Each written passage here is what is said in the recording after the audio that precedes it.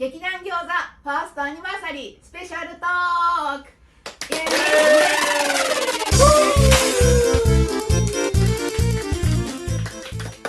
イ。和田正俊です。餃子の一味新谷和穂です。同じく餃子の一味矢島陽介です。はい、そして私今回の MC も務めます愛野彩香です。よろしくお願いします。イエーイ。よっよっ待ってました。我々劇団餃子はめでたく1周年を迎えまして、今だからこそ話せる、またこの場だから話せるっていう話をどんどんねしていきたいなと思っていますので、どうぞよろしくお願いします。イエーイ。見てね。最後まで見てね。撮影裏話。このコーナーでは餃子の映画撮影での印象に残っているエピソードを話してもらいます。何それか。はい。じゃあ和田さんからお願いします。はい。声かけられる。はい、何ですかそれ。はい。撮影をしているとですね、いろんな方からお声掛けいただくことが多くって、これは何の撮影ですか。映画です。なんていうタイトルですか。何々です。いつ公開ですか。いつ頃、何月ぐらいですかね。YouTube で公開するんで、もしよかったら、ご覧くださいって言うと、そうなんですね。もう楽しみにしてます。もう見てみます。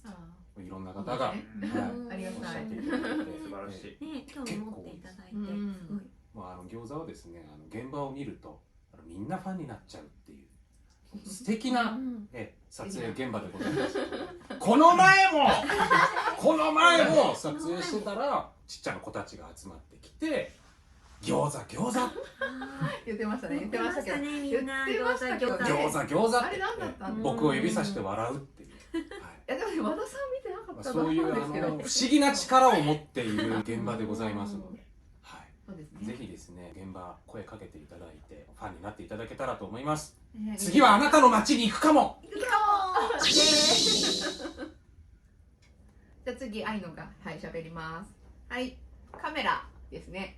はい、餃子の撮影、少ない人数でやってたりもするので、みんなで役者もやりつつ裏もやるっていうのをやってるんですけど、まさしくカメラを任せて撮影を任せていただけたっていうことがあって、私もまだ役者としては駆け出しなんですけど、本当にカメラのこともその機材のこととかも何も知らないので、本当に一からっていう感じなんですけど、和田さんが出てるシーンとかは自分で撮れないので、私の方でカメラを回して撮らせてもらってっていう。知らなかったのはジンバルカメラっていうの動くやつ、ぐるぐる動くやつあると思うんですけど、ああいうのとかも全然知らなくて、撮り方を一から教えてもらって撮ったりとか、すごく勉強になってます。ジンバルカメラってちょっと女性が持つには重いんですけど、なんかそういう時裏で支えてもらいながら撮るとか。だいたい20キロくらいあります。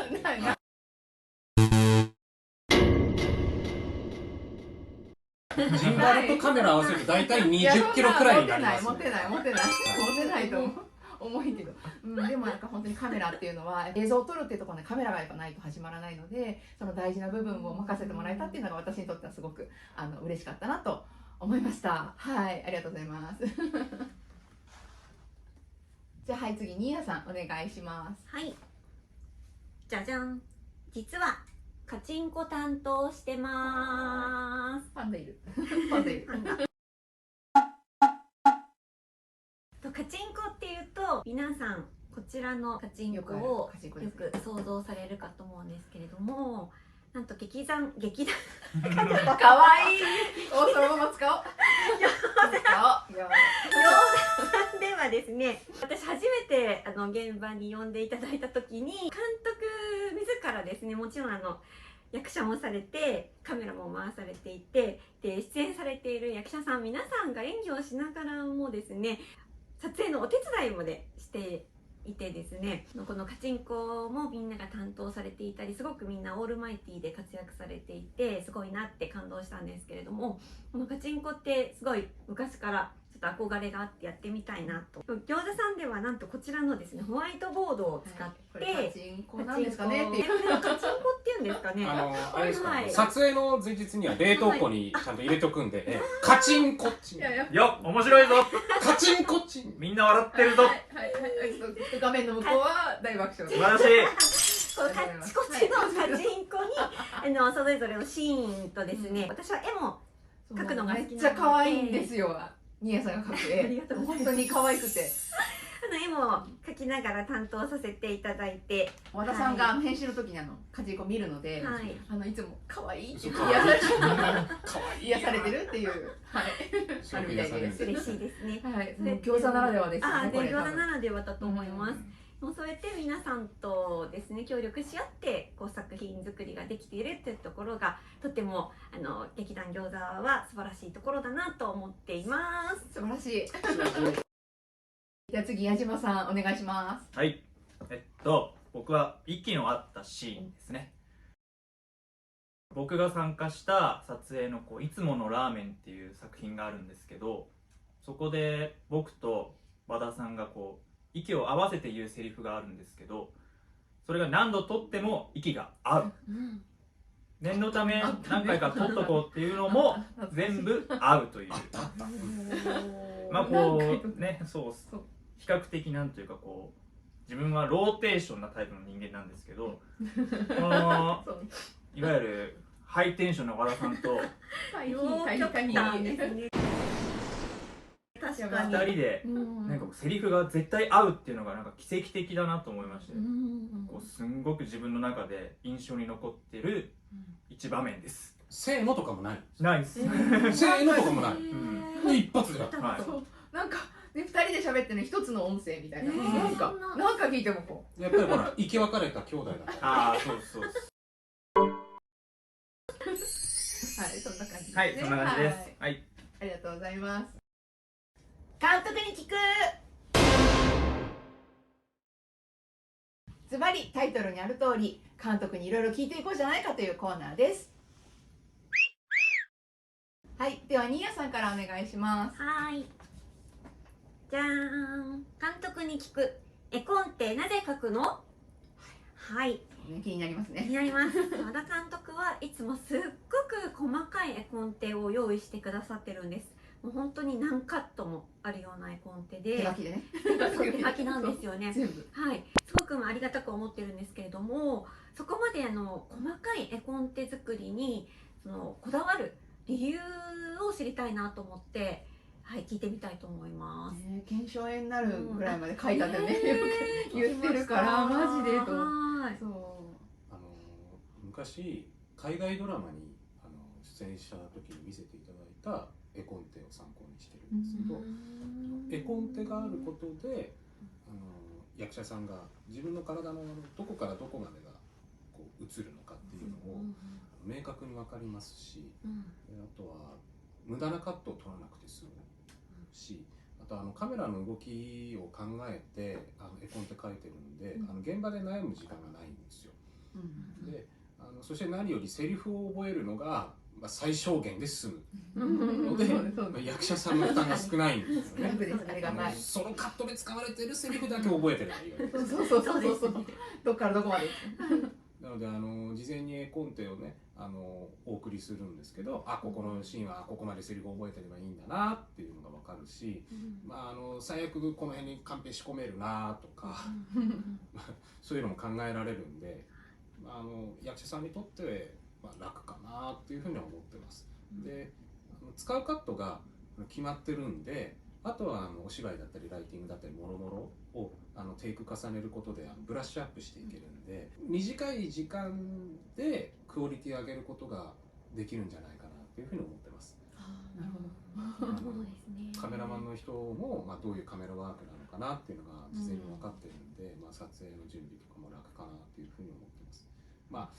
もっと言っちゃうと、最悪僕がいなくてもどうやって撮ればいいか分かるんで、僕の身に何かあって元気でいてください。作品を完成させられるかなっていうみんなが和田さんの代わりに絵コンテを見ればね、確かに撮れるね。どういう絵を撮りたい和田がいなくてもこういうのが完成させられるから一種の保険、分かりやすいんですね。どういう絵を撮りたいかっていうのが伝わってくる。明確に伝わります。保険っていう意味でもやってます。なので脚本段階では書ききれなかった情報とか追加キャストとか追加のセリフとかアドリブとか細かい演技の指示なんかもですね絵コンテの方には書いて情報共有できるので、映像だけではなかなか説明不足だった部分とかもですね絵コンテを見ると分かることがあるので、ぜひですね映像を楽しんだ後は絵コンテもご覧になっていただければ。和田さん上げてますんで、そう上げてるんでみんなですよねそう見てください。概要欄新しい発見があるかもしれない。見てください。カメラワーク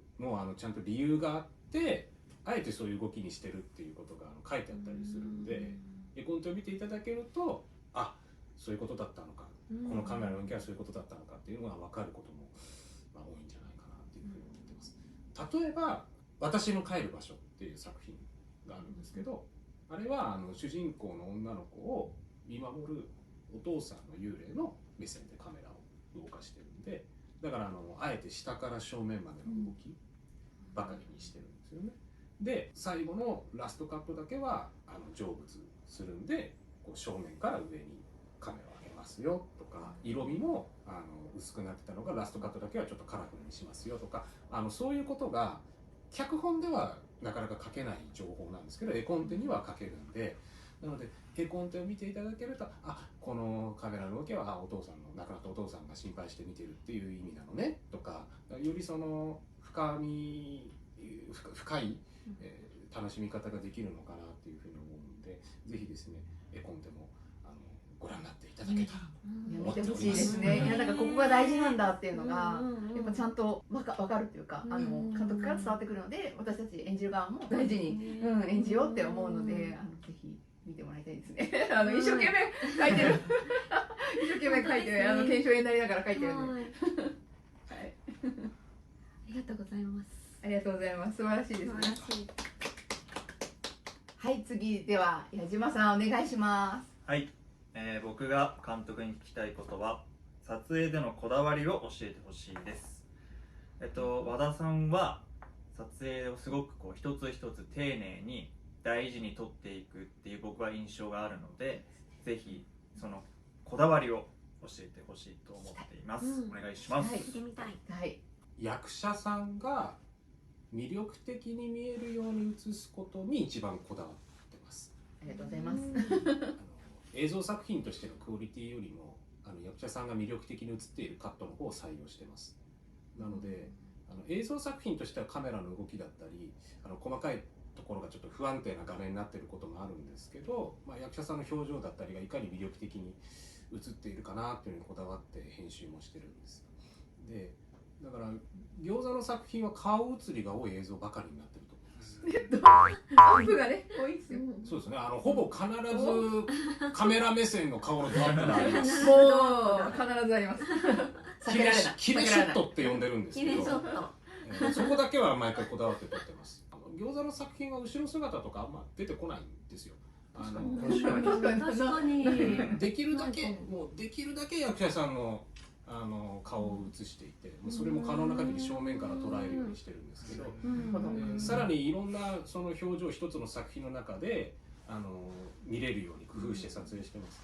だから例えば笑顔だったり悲しい表情だったりが一つの作品の中ではっきりと映ってるようにこだわって撮影してます。その方が役者さんの魅力が引き出せるって思えるんで、だから餃子の作品は感情の切り替えが多い。いやすごいね思ってた。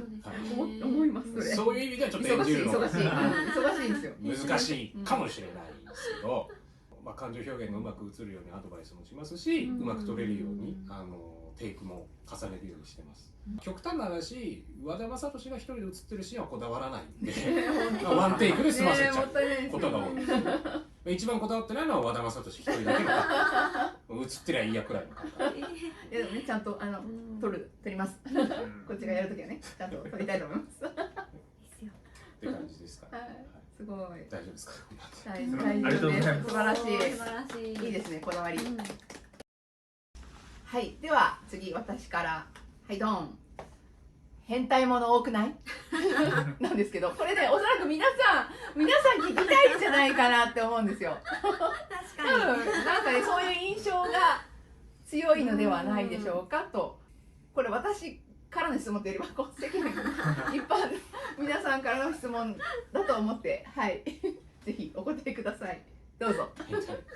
変態ものが多いっていうのはコメディ作品のことだと思うんですけど、劇団餃子ではもちろんシリアスな作品も作ってます。そうね、そうなんですよ。